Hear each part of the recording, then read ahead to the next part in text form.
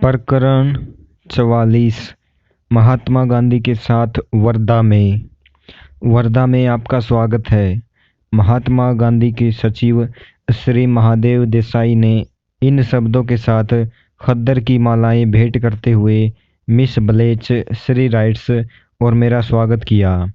अगस्त महीने की एक सुबह हम लोग वर्धा स्टेशन पर पहुंचे ही थे। ट्रेन की धूल और गर्मी से मुक्ति पाने की हमें खुशी हो रही थी। अपना सारा सामान एक बैलगाड़ी के हवाले कर हम लोग श्री देसाई और उनके साथी बाबा साहेब देशमुख एवं डॉक्टर पिंगले के साथ एक खुली कार में बैठ गए। कीचड़ भरी कच्ची सड़क पर चलकर कार थोड़ी ही देर में भारत के राजनीतिक संत के आश्रम मगनवाड़ी में पहुंच गई। श्री देसाई हमें सीधे लेखन कक्ष में ले गए, जहां पलाथी लगाकर बैठे थे महात्मा गांधी। एक हाथ में कलम, दूसरे हाथ में कागज, चेहरे पर विस्तृत दूसरों को जीत लेने वाली अंतःकरणपूर्ण मुस्कान। स्वागत है, हिंदी में उन्होंने लिखा। क्योंकि यह सोमवार था, सप्ताह का उनका मौन दिवस। हम दोनों की यह पहली ही मुलाकात थी, फिर भी दोनों एक दूसरे की ओर देखकर अत्यंत प्रेम और खुशी के साथ मुस्कुरा रहे थे। 1925 में महात्मा गांधी ने रांची के मेरे विद्यालय में पधार कर उसे सम्मानित किया था और वहां की अतिथि पुस्तिका में प्रशंसा के शब्द लिखे थे। मात्र 100 पौंड वजन के इस क्षीणकाय संत के शरीर से शारीरिक, मानसिक तथा आध्यात्मिक स्वास्थ्य की आभा प्रकट हो रही थी। उनकी हल्की भूरी सी आंखों में बुद्धि, ईमानदारी और विवेक का तेज था। इस राजनीतिज्ञ ने हजारों कानूनी, सामाजिक और राजनीतिक लड़ाइयों में विजय पाई थी।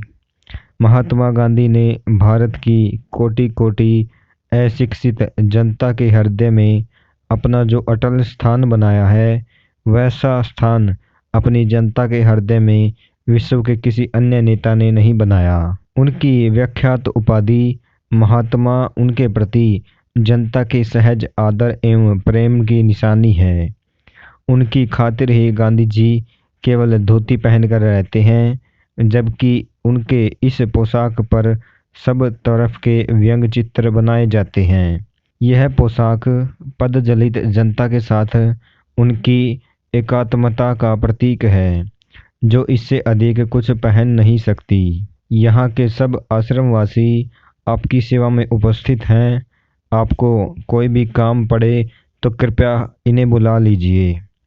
श्री देसाई हमें लेखन कक्ष के अतिथि भवन की ओर ले जा ही रहे थे कि गांधी जी ने जल्दी जल्दी में लिखा यह पर्चा अपने स्वभावगत विनय के साथ मेरे हाथ में दे दिया। श्री देसाई हम लोगों को फूलदानों और पुष्प वाटिकाओं के बीच में से एक खपरेल छत के मकान में ले गए, जिसकी खिड़कियों में जालियां लगी हुई थी। सामने के आंगन में एक 25 फुट चौड़ा कुआं था। श्री देसाई ने बताया कि इसका पानी आश्रम के जानवरों के लिए प्रयुक्त होता है। पास में ही सीमेंट का एक घूमने वाला चक्का था, जो धान की झड़ाई करने के काम लाया जाता था। हमारे छोटे छोटे कमरों में केवल अत्यावश्यक अल्पतम सामान ही था। केवल रस्सी की एक खटिया। रसोई घर की सफेदी की हुई थी। उनके एक कोने में नल था और दूसरे कोने में मिट्टी का एक चूल्हा। देहात की विशिष्ट आवाजें हमारे कानों में आ रही थी। कौवों की कांव कांव, चिड़ियों की चूं चूं, मवेशियों की हंभारव, पत्थरों को तोड़ती छेनियों की ठन ठन। श्री राइट्स की यात्रा दैनंदिनी पर दृष्टि पड़ी तो श्री देसाई ने उसे खोला और एक पन्ने पर महात्मा जी के अनुयायी द्वारा लिए जाने वाले सत्याग्रह व्रत में शामिल प्रतिज्ञाओं की सूची उन्होंने लिख दी। अहिंसा, सत्य, अस्तेय, ब्रह्मचर्य, अपरिग्रह, शारीरिक श्रम, स्वाद, इंद्रिय पर नियंत्रण, निर्भयता, सर्वधर्म समभाव, स्वदेशी, ऐश्वर्यप्रसता से मुक्ति। इन 11 प्रतिज्ञाओं का विनम्रता के साथ पालन किया जाना चाहिए। हमारे आगमन के 2 घंटे बाद हम लोगों को भोजन के लिए बुलाया गया। महात्मा जी पहले से ही बरामदे में अपनी थाली के सामने बैठे हुए थे। यह बरामदा उनके लेखन कक्ष के सामने ही आंगन के इस पार था। लगभग 25 सत्याग्रही पीतल की थालियां और कटोरियां अपने अपने सामने लिए बैठे हुए थे। सामूहिक प्रार्थना के बाद पीतल के विशाल पात्रों में से भोजन परोसा जाने लगा। भोजन में घी लगाई हुई रोटियां, सब्जी और नींबू का मीठा अचार था। गांधी जी ने रोटियां, उबलते हुए चुकंदर, कुछ कच्ची सब्जियां तथा संतरे खाए। उनकी थाली में एक और काफी बड़ी मात्रा में नीम के कड़वे पत्तों की चटनी भी थी। नीम उत्कृष्ट रक्त शोधक है। एक चम्मच से उन्होंने थोड़ी सी चटनी मेरी थाली में डाल दी। बचपन के वे दिन मुझे याद आ गए जब माँ मुझे जबरदस्ती यह अप्रिय औषधि देती थी। मैंने पानी के साथ वह चटनी गले के नीचे उतार दी, परंतु गांधी जी उसे आराम से थोड़ा थोड़ा कर बिना किसी अरुचि के खा रहे थे। इस छोटी सी घटना से गांधी जी की अपने मन को इच्छा अनुसार इंद्रियों से अलग करने की क्षमता मेरे ध्यान में आ गई। कुछ वर्ष पहले किए गए उनके अपेंडिक्स के ऑपरेशन की मुझे याद आ गई, जिसे उस समय बहुत प्रसिद्धि भी दी गई थी। बेहोशी की दवा लेने से इनकार करने पर ऑपरेशन के दौरान सारा समय वे प्रफुल्ल मन से अपने अनुयायियों से बातें करते रहे थे। उनके चेहरे पर शांत मुस्कान यह साफ बता रही थी कि उन्हें दर्द का कोई एहसास नहीं हो रहा था। दोपहर में मुझे गांधी जी की विख्यात शिष्या मीराबेन से बातचीत करने का अवसर मिला। मीराबेन एक अंग्रेज नौसेना प्रमुख की पुत्री है, जिनका नाम आश्रम में आने से पहले मिस मेडिलिन स्लेड था। अपने दैनिक कार्यक्रम का विशुद्ध हिंदी में विवरण सुनाते हुए मजबूत सा लगता उनका शांत चेहरा उत्साह से खिल उठा। ग्रामोद्धार का कार्य बड़ा संतोषप्रद है। प्रतिदिन सुबह 5 बजे हम लोगों का एक दल आसपास के ग्रामीणों की सेवा करने तथा उन्हें स्वास्थ्य एवं सफाई संबंधी साधारण बातों की जानकारी देने जाता है। हम लोग उनकी घास फूस की झोपड़ियों एवं शौचालयों की सफाई करने का विशेष ध्यान रखते हैं। ग्रामीण जन अशिक्षित हैं, उदाहरण के बिना उन्हें शिक्षित नहीं किया जा सकता। वे प्रसन्नता के साथ हंस पड़ी। उच्च कुल की इस अंग्रेज महिला को मैं आदर भरी दृष्टि से देख रहा था, जो सच्ची ईसाई विनम्रता हृदय में धारण किए मल सफाई तक का काम कर रही थी, जिसे साधारणतः केवल अस्पृश्य लोग ही करते हैं। उन्होंने मुझे बताया, मैं 1925 में भारत आई। इस देश में आकर मुझे ऐसा लगा कि मैं अपने घर वापस आ गई हूँ। अब मैं अपने पुराने जीवन और पुराने तौर तरीकों में कभी लौटना नहीं चाहूँगी। फिर थोड़ी देर हमने अमेरिका के बारे में चर्चा की। उन्होंने कहा कि भारत आने वाले अनेक अमेरिकी लोगों की आध्यात्मिक विषयों में गहरी रुचि देखकर मुझे सदा ही आनंद और आश्चर्य होता है। मीराबेन के हाथ शीघ्र ही चरखा चलाने में व्यस्त हो गए। महात्मा जी के प्रयत्नों के फलस्वरूप चरखा अब भारत के ग्रामीण इलाकों में सर्वव्यापी हो गया है। कुटीर उद्योगों के पुनर्जीवन को प्रोत्साहित करने के लिए गांधी जी के पास ठोस अर्थशास्त्रीय और सांस्कृतिक कारण है, तथापि वे सभी आधुनिक प्रगति से कट्टरता के साथ दूर रहने की सलाह भी नहीं देते।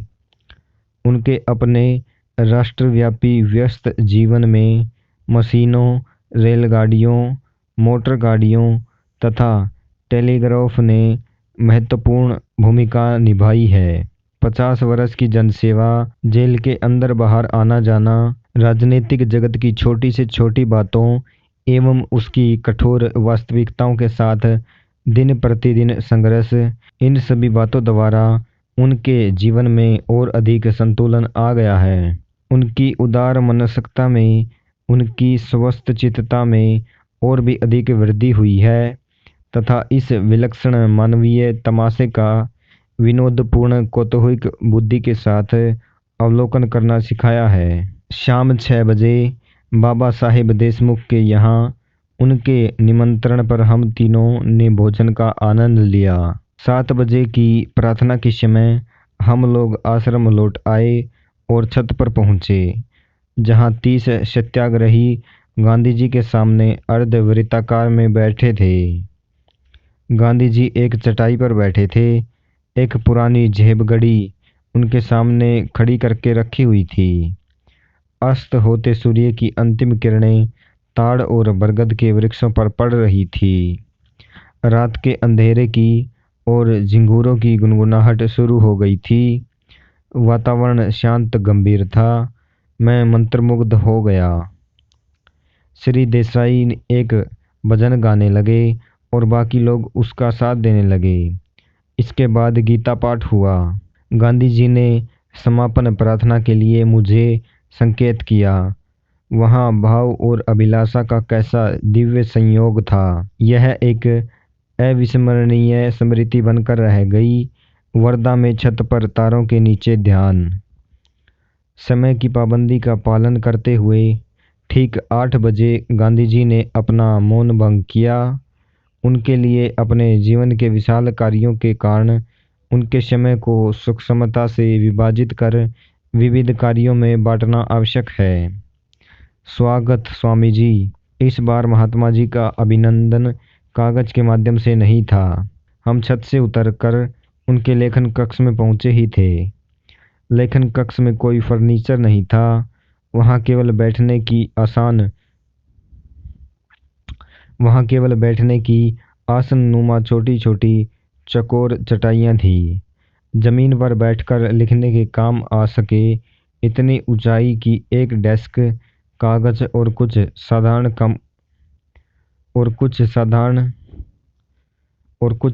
कलमें थी। एक कोने में मामूली सी एक घड़ी टिक टिक कर रही थी। उस कमरे में शांत और भक्ति का वातावरण था। गांधी जी अपनी मोहक, लगभग दंतविहीन मुस्कान बिखेर रहे थे। उन्होंने बताया, अपने पत्र व्यवहार हेतु समय निकालने के लिए मैंने कई वर्षों पूर्व सप्ताह में एक दिन मौन रखना शुरू किया, परंतु मौन के वे 24 घंटे अब एक महत्वपूर्ण आध्यात्मिक आवश्यकता बन गए हैं। नियतकालिक मौन रखने में कष्ट तो कुछ नहीं है, बल्कि यह एक वरदान है। मैं पूर्ण मन के साथ उनके साथ सहमत हो गया। महात्मा जी ने मुझे अमेरिका और यूरोप के विषय में प्रश्न किए। हमने भारत और विश्व की परिस्थितियों पर चर्चा की। कमरे में श्री देसाई के प्रवेश करते ही गांधी जी ने उनसे कहा, महादेव, कल रात टाउन हॉल में योग शास्त्र पर स्वामी जी के व्याख्यान की व्यवस्था करो। रात को जब अपने कमरे में जाने के लिए मैं उठा तो गांधी जी ने सेंट्रिनेला ऑयल की एक शीशी मेरे हाथ में दी। वर्धा के मच्छर अहिंसा के बारे में कुछ नहीं जानते स्वामी जी, हंसते हुए उन्होंने कहा। दूसरे दिन सुबह जल्द ही दूध में गुड़ के साथ बनाए हुए दलिए का नाश्ता हम लोगों ने किया। 10:30 बजे गांधी जी और सत्याग्रहियों के साथ भोजन करने के लिए हमें बुलाया गया। आज भोजन में हाथ के कुटे हुए चावल का भात, सब्जी और इलायची के दाने थे। मैं दोपहर को आश्रम की भूमि पर टहलने निकला और घूमते घूमते चराई के एक मैदान में जा पहुंचा, जहां कुछ गायें शांत चित्त से चर रही थी। गोरक्षण का गांधी जी के हृदय में अत्यंत विशेष स्थान था। उन्होंने कहा है, मेरे लिए गाय का अर्थ है संपूर्ण मानवेतर जगत। मनुष्य का अपनी जाति की सीमाओं से बाहर निकलकर पशु जगत के प्रति सहानुभूति प्रकट करना। गाय के माध्यम से मनुष्य सारे जीव जगत के साथ अपनी एकात्मता स्थापित कर सकता है। प्राचीन ऋषियों ने गाय को ही पवित्र क्यों माना है, यह मेरी समझ में आसानी से आता है। उदाहरण के लिए भारत में गाय ही सर्वोत्तम प्राणी थी, क्योंकि गाय अनेक प्रकार से मनुष्य की समृद्धि की जननी है। न केवल वह दूध देती है, बल्कि कृषि कर्म उसी के कारण संभव बना। गाय करुणा का काव्य है। इस निरीह प्राणी में मनुष्य करुणा भाव का दर्शन करता है। लक्ष लक्ष मानव प्राणियों के लिए गाय दूसरी माता है। गोरक्षण का अर्थ है ईश्वर की समस्त मूक सृष्टि की रक्षा, और यह रक्षा करना हमारा और भी अधिक महत्वपूर्ण कर्तव्य बन जाता है, क्योंकि वह बोल नहीं सकती। धर्मपरायण हिंदू के लिए कुछ दैनिक धार्मिक कृत्य बताए गए हैं। उनमें से एक है भूत यज्ञ, अर्थात प्राणी जगत को अन्न अर्पण करना। यह कर्म इस बात का प्रतीक है कि मनुष्य को सृष्टि के उन कम विकसित जीवों के प्रति अपने कर्तव्यों का बोध है, जो प्रवृत्ति के द्वारा शरीर के साथ एक रूप हो गए हैं, परंतु जिनमें आत्मा को मुक्त करा सकने वाली विवेक बुद्धि का अभाव है, जो केवल मनुष्यों की ही विशेषता है।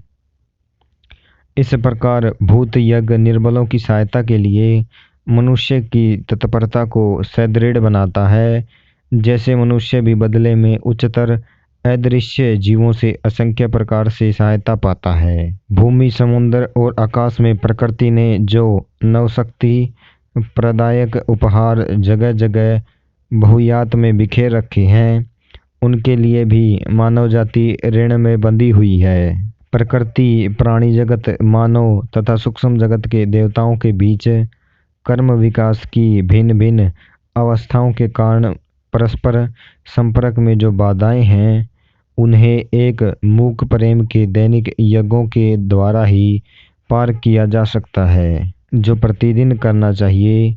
ऐसे दो अन्य यज्ञ हैं, पितृयज्ञ तथा नृयज्ञ। पितृयज्ञ में पितरों के लिए तर्पण किया जाता है। यह गत पीढ़ियों के ऋण की स्वीकृति का प्रतीक है, जिनकी ज्ञान संपदा आज मानव जाति को राह दिखा रही है। नृयज्ञ का अर्थ है अभ्यागतों को या गरीबों को भोजन अर्पण करना। यह मनुष्य के समकालीन दायित्वों का, अर्थात उनके संसार में जी रहे जीवों के प्रति कर्तव्यों का प्रतीक है। दोपहर में गांधी जी द्वारा छोटी छोटी बच्चियों के लिए चलाए जा रहे आश्रम को देखकर मैंने अपना नृयज्ञ पूरा किया। मोटर में 10 मिनट का रास्ता था। श्री राइट्स भी मेरे साथ आए थे।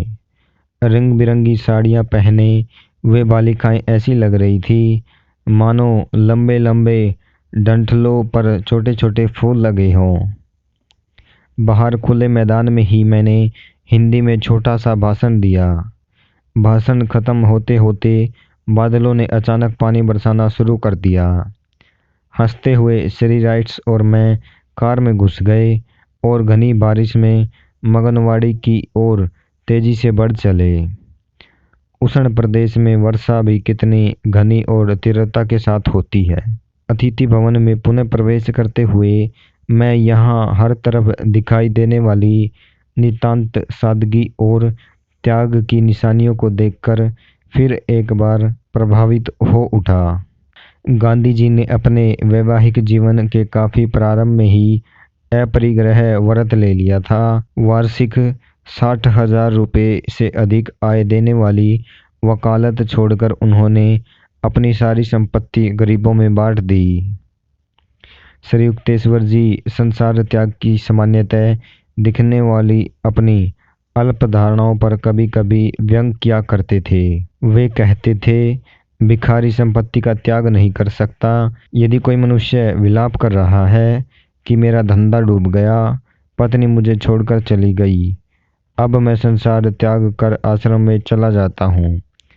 तो किस संसार त्याग की वह बात कर रहा है? उसने किसी संपत्ति और प्रेम का त्याग नहीं किया, संपत्ति और प्रेम ने उसका त्याग कर दिया। दूसरी ओर गांधी जी जैसे संतों ने केवल भौतिक संपत्तियों का ही प्रत्यक्ष त्याग नहीं किया, बल्कि उससे भी कठिन निजी लक्ष्य प्राप्ति और स्वार्थी उद्देश्यों का भी त्याग कर दिया, और अपने अस्तित्व के गहनतम हिस्सों को भी सारी मानव जाति को एक ही धारा में मानकर उनमें विलीन कर दिया। महात्मा जी की असाधारण धर्मपत्नी कस्तूरबा ने कोई आपत्ति प्रकट नहीं की कि उन्होंने उनके लिए या उनके बच्चों के लिए कुछ बचाकर नहीं रखा। गांधी जी का विवाह किशोर व्यवस्था में ही हो गया था। 4 पुत्रों को जन्म देने के बाद उन्होंने अपनी धर्मपत्नी से ब्रह्मचर्य का व्रत ले लिया। उनके सहजीवन के प्रखर नाटक की शांत नायिका के रूप में कस्तूरबा अपने पति के साथ कारावास में चली गई। 3 सप्ताहों के अनशनों में पति के साथ शवम भी उपवास करती रही और पति को अनंत जिम्मेदारियों में अपने हिस्से की जिम्मेदारी संभालती रही। गांधी जी के प्रति उन्होंने अपनी श्रद्धा इन शब्दों में व्यक्त की है। मैं आपकी आभारी हूँ कि आपकी जीवन संगनी एवं सहधर्मिणी बनने का सौभाग्य मुझे प्राप्त हुआ। मैं आपकी आभारी हूँ संसार में सर्वश्रेष्ठ विवाह बंधन के लिए, जो विषम भोग पर नहीं बल्कि ब्रह्मचर्य पर आधारित है। मैं आपकी आभारी हूँ कि आप उन पतियों में से एक नहीं बने जो जुआ, घुड़दौड़, सुरा सुंदरी और गाने बजाने में अपना समय नष्ट कर देते हैं और अपनी पत्नी एवं बच्चों से इस प्रकार उब जाते हैं जैसे कोई बच्चा अपने खिलौनों से जल्द ही उब जाता है। मैं अत्यंत कृतज्ञ हूँ कि आप वैसे पतियों में नहीं हैं जो दूसरों के परिश्रम के बल पर उनका शोषण कर धनवान बनने में अपना समय लगा देते हैं। मैं नितांत कृतज्ञ हूँ कि आपने रिश्वत से अधिक महत्व ईश्वर और देश को दिया, कि अपनी धारणाओं के अनुसार अपना जीवन जीने का साहस आप में था, कि ईश्वर में आपका पूर्ण विश्वास था। असीम कृतज्ञ हूँ मैं ऐसे पति को पाकर जिसने ईश्वर और अपने देश को मुझसे अधिक महत्व दिया। मेरे और मेरी युवावस्था की त्रुटियों के प्रति आपने जब समृद्धि का जीवन त्याग कर अपरिग्रह के जीवन को अपनाया, तब मैंने आपका जो विरोध किया और विद्रोह पर उतर आई, उस सब के प्रति आपने जो सहनशीलता का रुख अपनाया, उसके लिए भी मैं आपकी आभारी हूँ। बचपन में मैं अपने माता पिता के साथ घर में रही। आपकी माँ बहुत अच्छी और महान महिला थी। उन्होंने मुझे बहादुरी और साहसी पत्नी बनना सिखाया और यह भी सिखाया कि मैं उनके पुत्र अर्थात अपने भावी पति के प्रेम और आदर की पात्र कैसे बन सकती हूँ। जब वर्ष पर वर्ष बीतते गए और आप भारत के सबसे प्रिय नेता बन गए, तब सफलता की सीढ़ी चढ़ने वाली पुरुष की पत्नी के मन में उठने वाला यह भय मेरे मन में कभी नहीं उठा कि मैं एक ओर फेंक दी जाऊंगी, जैसा कि अन्य देशों में प्राय होता है। मैं जानती थी कि जब मृत्यु आएगी तब भी हम पति पत्नी ही होंगे। अनेक वर्षों तक कस्तूरबा उन जल निधियों के कोषपाल का काम करती रही थी जिन्हें महात्मा जी लाखों में जमा कर सकते हैं।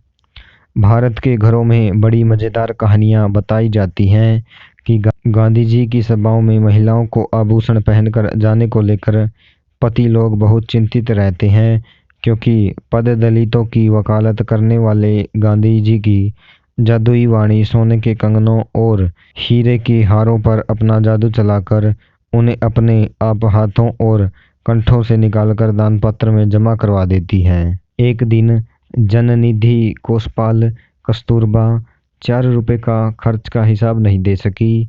गांधी जी ने आय व्यय विवरण प्रकाशित कर दिया, जिसमें उन्होंने अपनी पत्नी की 4 रुपये की विसंगति को निष्ठुरतापूर्वक स्पष्ट दर्शाया।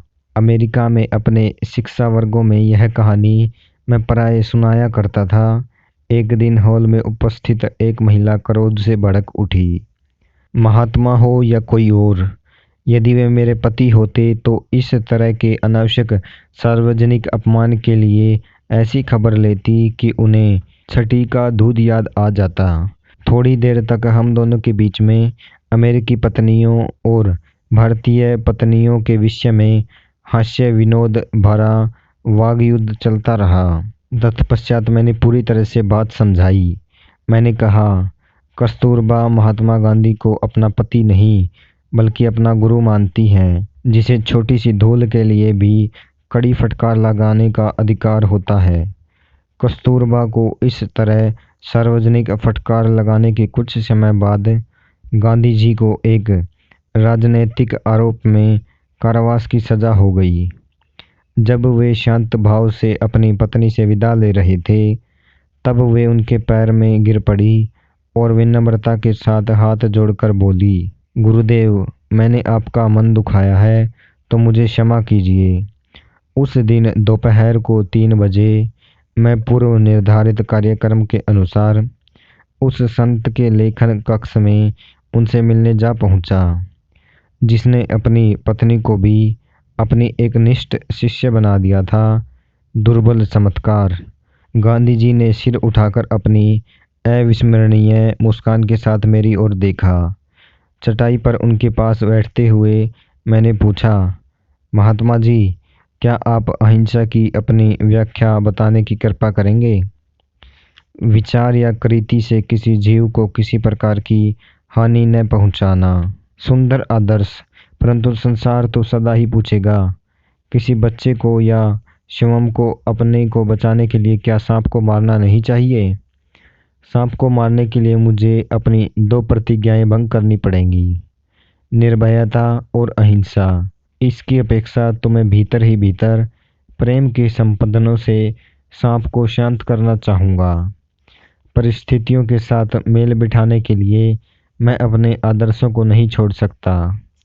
और इसके बाद अपनी मोहक स्पष्टवादिता के साथ उन्होंने आगे कहा, यह तो मुझे मानना ही पड़ेगा कि इस समय यदि कोई सांप मेरे सामने होता तो मैं यह बातचीत भी इतने शांत मन से नहीं कर पाता।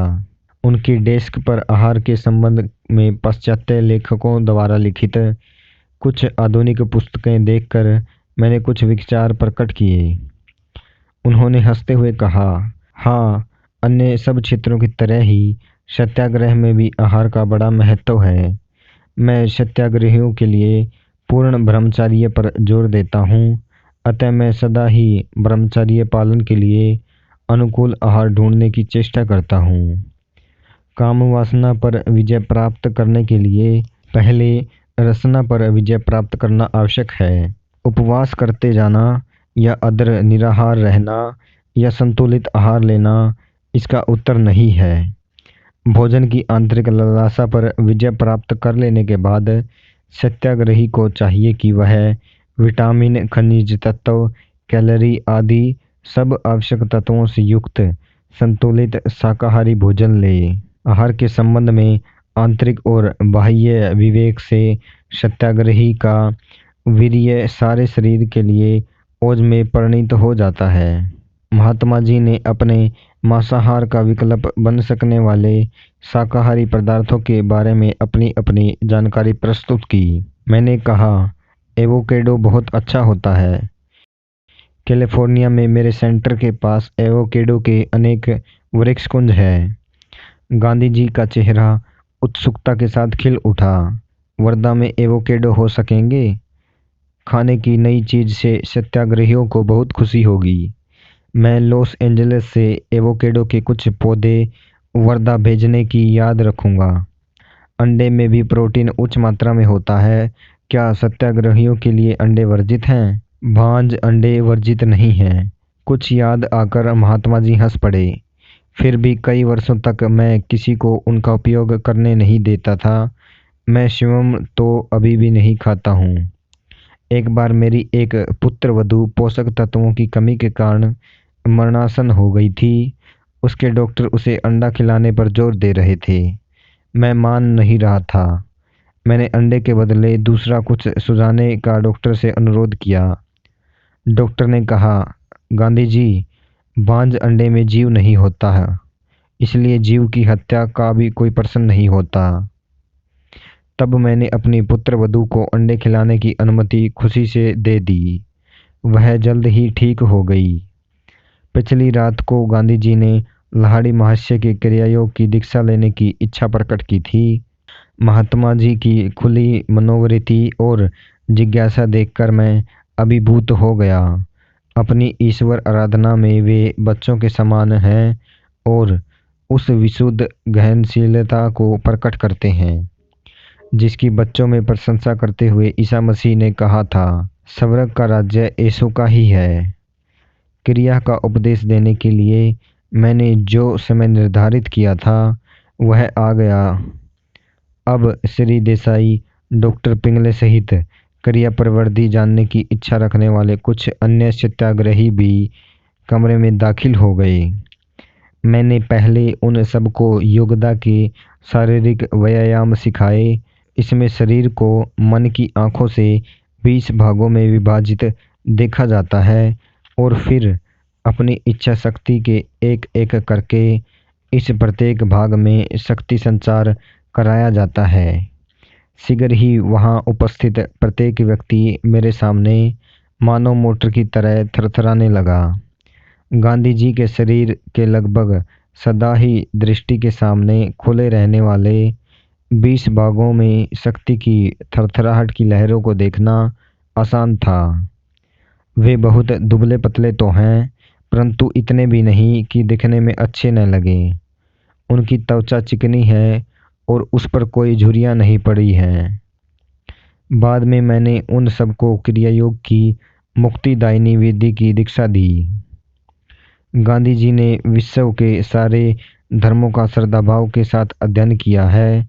जैन शास्त्र, बाइबल का न्यू टेस्टामेंट और टोल्स्टॉय का समाज शास्त्रीय साहित्य गांधी जी के अहिंसा सिद्धांत के प्रमुख प्रेरणा स्रोत हैं।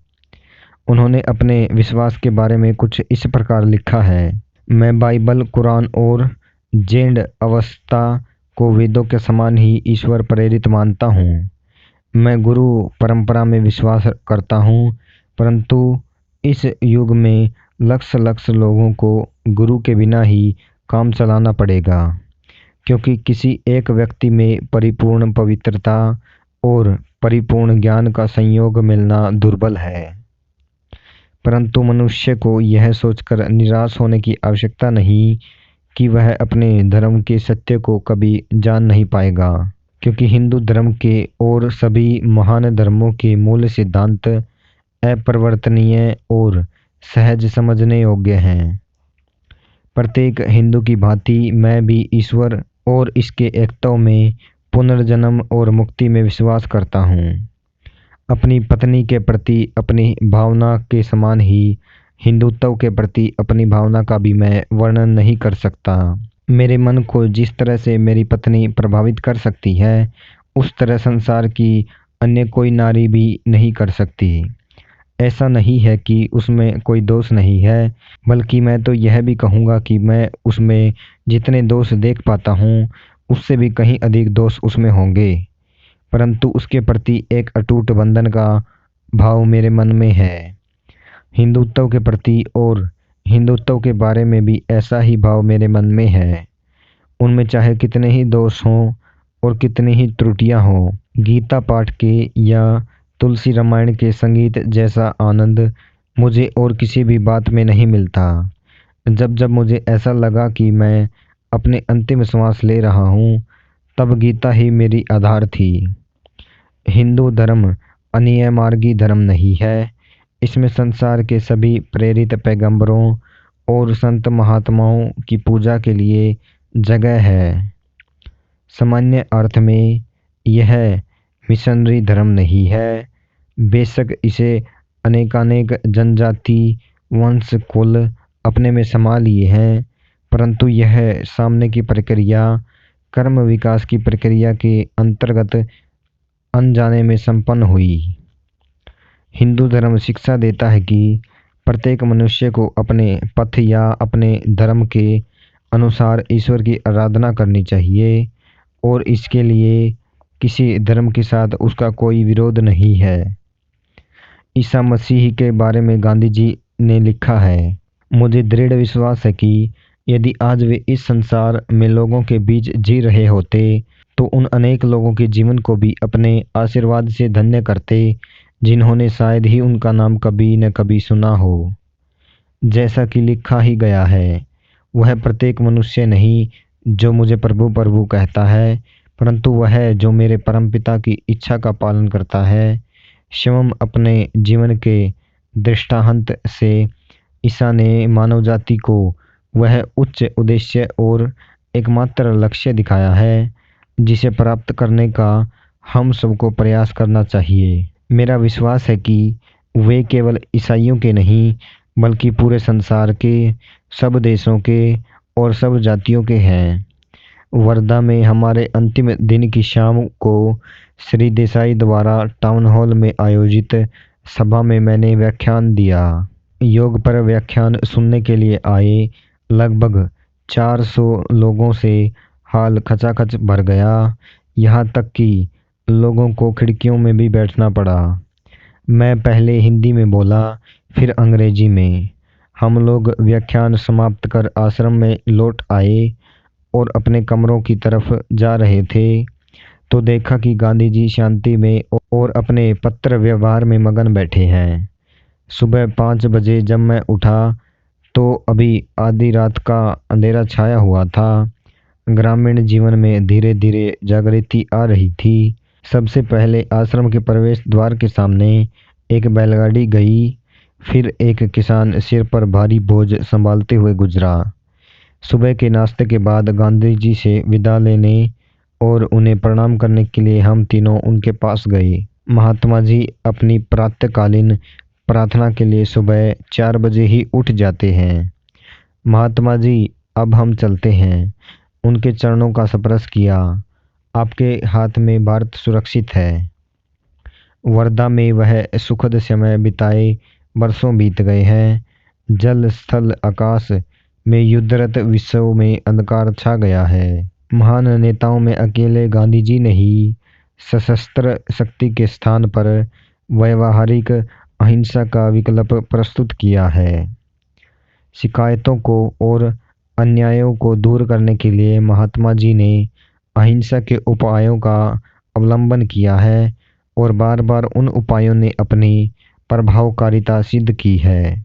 गांधी जी अपने सिद्धांत को इन शब्दों में प्रकट करते हैं, मैंने देखा है कि विध्वंस और विनाश के बीच भी जीवन चलता रहता है, इसलिए विनाश से भी बड़ा कोई नियम अवश्य है। केवल उसी नियम के अंतर्गत किसी सुव्यवस्थित समाज का अस्तित्व संभव हो सकता है और जीवन जीने योग्य बन सकता है। यदि वह जीवन का नियम है तो हमें दैनिक जीवन में उसका पालन करना चाहिए। जहाँ भी युद्ध हो, जहाँ भी किसी विरोध से हमारा सामना हो, हमें प्रेम से विजय प्राप्त करनी चाहिए। मैंने देखा कि प्रेम के अचूक नियम ने मेरे जीवन में ऐसे समाधान दिए हैं जो विनाश के नियम ने भी नहीं दिए। जितने बड़े पैमाने पर इस नियम की कार्यरता का प्रत्यक्ष उदाहरण देखना संभव हो सकता है, उतने ही बड़े पैमाने पर हमने यह उदाहरण भारत में प्रत्यक्ष देखा है।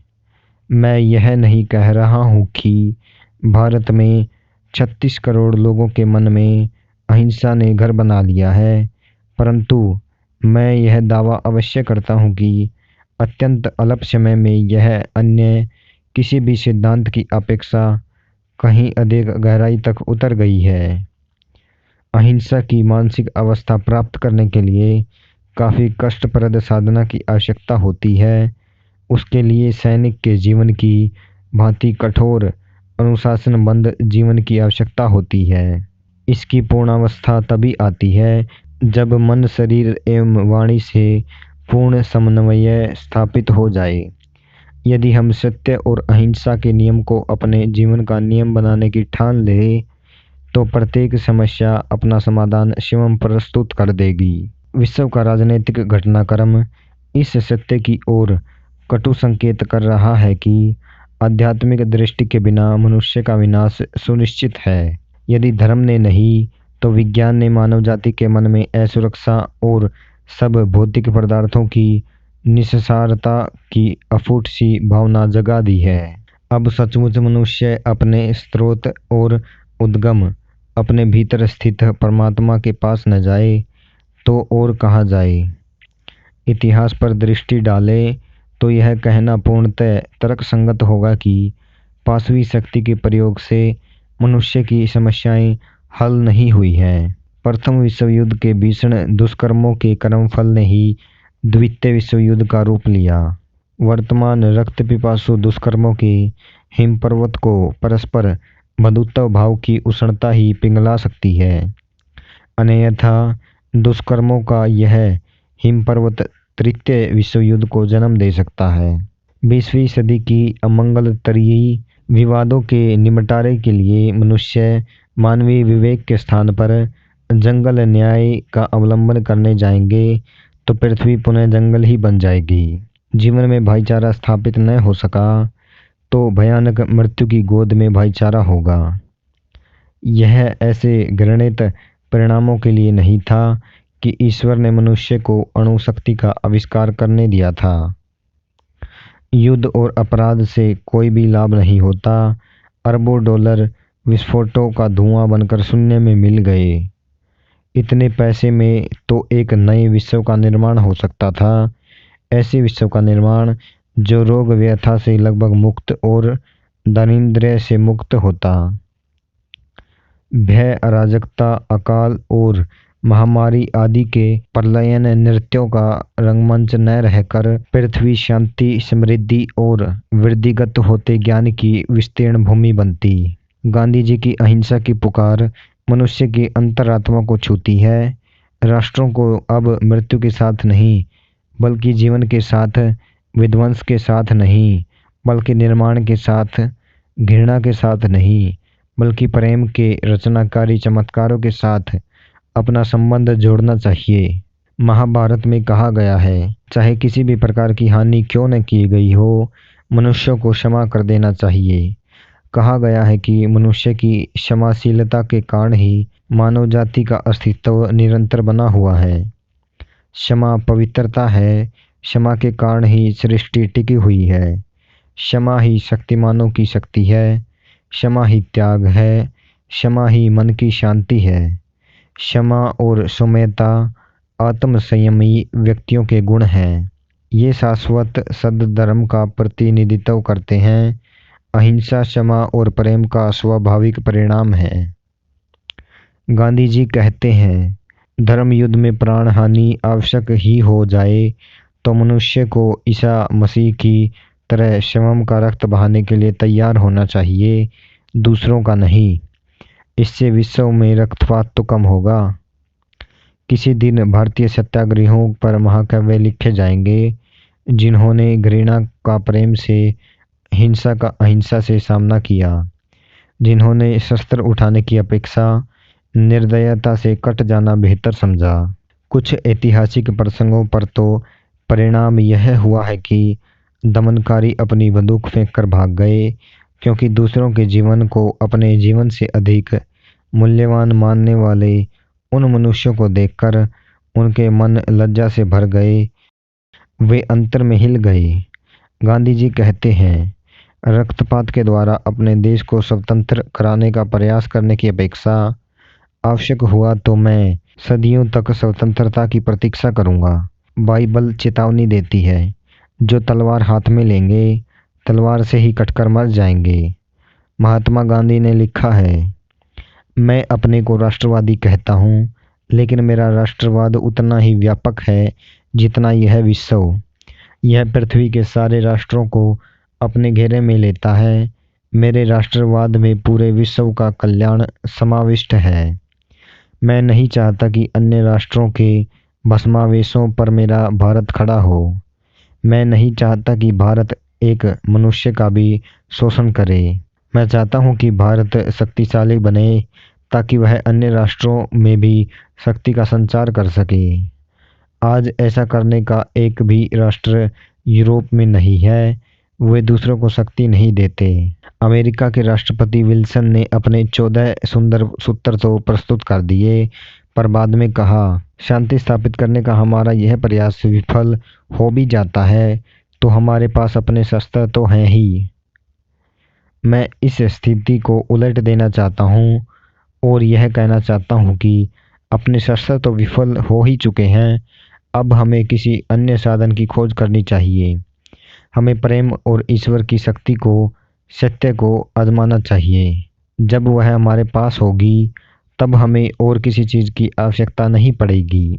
उन हजारों सच्चे सत्याग्रहियों को तैयार कर जो भारतीय जनता को अहिंसा के आध्यात्मिक एवं भौतिक लाभों का बड़े धीरज के साथ परिचय कराने के द्वारा उन्हें अहिंसा के अस्त्रों, अन्याय के साथ असहयोग, अपमान सहने की तैयारी, कारावास, शस्त्र उठाने की अपेक्षा, मृत्यु से सुसज्जित करने के द्वारा और असंख्य सत्याग्रहियों के वीरोचित होताम्य के असंख्य उदाहरणों के जागतिक सहानुभूति प्राप्त करने के द्वारा गांधी जी ने बड़े ही नाटकमय ढंग से अहिंसा के व्यवहारिक स्वरूप तथा विवादों को युद्धों के बिना भी प्रभावी तरीके से हल करने की उसकी क्षमता को चित्रित किया है।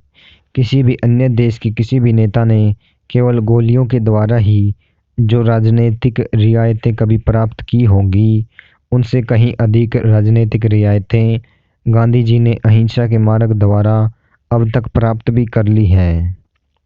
सब प्रकार के अन्यायों एवं बुराइयों के उन्मूलन के लिए अहिंसात्मक उपयोगों का प्रयोग केवल राजनीतिक अखाड़े में ही किया गया है, ऐसी बात नहीं।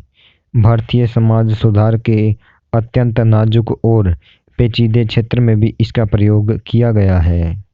गांधी जी और उनके अनुयायियों ने दीर्घ काल से चले आ रहे अनेक हिंदू मुसलमान विवादों को खत्म कर दिया है। लाखों मुसलमान गांधी जी को अपना नेता भी मानते हैं। अस्पृश्यों को तो गांधी जी के रूप में अपना निर्भय और विजयी योद्धा मिल गया है। गांधी जी ने लिखा था, यदि मुझे फिर से जन्म लेना पड़े तो मैं अछूतों के बीच अछूत बनकर ही जन्म लेना चाहूँगा, क्योंकि उनके द्वारा मैं और अधिक प्रभावशाली ढंग से उनकी सेवा कर सकूँगा। महात्मा जी सचमुच महान आत्मा ही है, पर उन्हें यह उपाधि प्राप्त करने का श्रेय भारत की कोटि कोटि अशिक्षित जनता की सूक्ष्म दृष्टि को जाता है। इस नरम संत का स्वयं अपने देश में भी आदर होता है। साधारण किसान भी गांधी जी के उच्च आदर्शों को अपना सका। गांधी जी पूर्ण अंतःकरण से मानव की अंतर्जात महानता में विश्वास करते हैं। इस मामले में विश्वास को धक्का लगते रहना तो अपरिहार्य है, परंतु फिर भी वे कभी निराश नहीं हुए। वे लिखते हैं, सत्याग्रही को कोई 20 बार धोखा दे तो भी 21वें बार वह फिर उस पर विश्वास करने के लिए तैयार रहता है, क्योंकि मानव स्वभाव में निर्विवाद विश्वास ही इस पथ का आसार है। एक बार किसी टीकाकार ने उनसे कहा, महात्मा जी, आप असाधारण पुरुष हैं, आपको संसार से अपने जैसे आचरण की आशा नहीं करनी चाहिए। गांधी जी ने कहा, कितना विचित्र है हम लोगों का यह सोचना कि शरीर में तो सुधार किया जा सकता है, पर आत्मा की सुप्त शक्तियों को जगाना असंभव है। यही सिद्ध करने की कोशिश में तो मैं लगा हूँ कि मुझ में ऐसी शक्तियाँ हो भी तब भी मैं अन्य सब की तरह ही नश्वर हूँ और मुझ में न तो कोई असाधारणता कभी थी और न अभी है। मैं एक साधारण व्यक्ति मात्र हूँ जो अन्य किसी भी मर्त्य मानव की भांति ही भूल सकता है। हाँ, यह मैं अवश्य स्वीकार करूँगा कि अपनी भूल मान लेने की और अपने कदम वापस लेने की विनम्रता मुझ में है। मैं यह भी स्वीकार करता हूँ कि ईश्वर और उसकी महिमा में मेरा अटल विश्वास है तथा सत्य और प्रेम के प्रति मुझ में अदम्य अनुराग है। परंतु क्या यही सब प्रत्येक मनुष्य में सुप्त अवस्था में नहीं है? उन्होंने आगे कहा, भौतिक जगत में यदि हम नई नई खोजें और आविष्कार कर सकते हैं तो क्या आध्यात्मिक क्षेत्र में ही अपना दिवालियापन घोषित करना जरूरी है? क्या यह अपरिहार्य है कि मनुष्य पहले पशु बने और फिर मनुष्य, वह भी यदि कभी बन सका तो?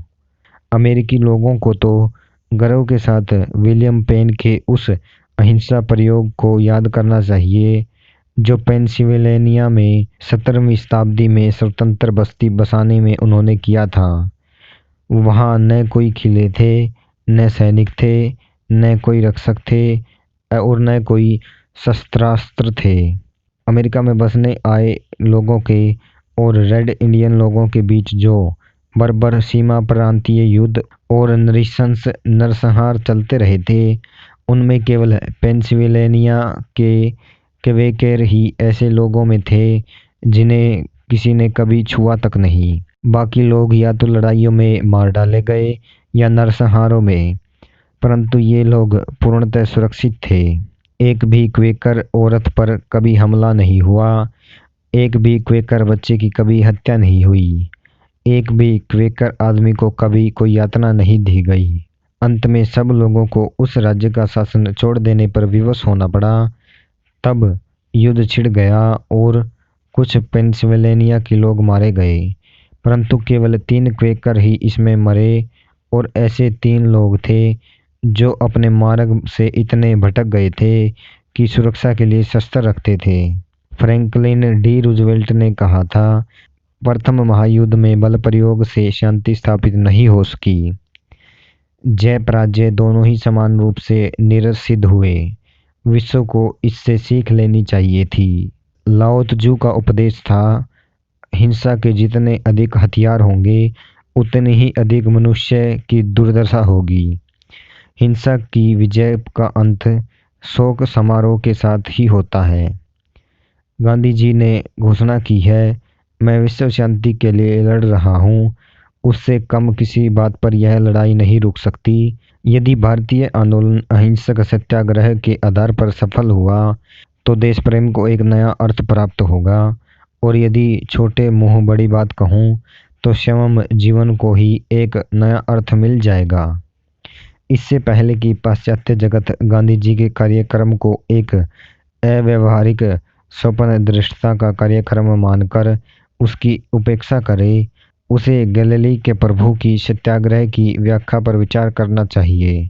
तूने सुना है कि यह कहा जाता है कि आंखों के बदले आंख और दांतों के बदले दांत, पर मैं तुमसे कहता हूँ कि तुम दुष्टता का प्रतिकार मत करो, बल्कि कोई तुम्हारे दाहिने गाल पर तमाचा मारे तो तुम अपना दूसरा गाल भी उसके सामने कर दो।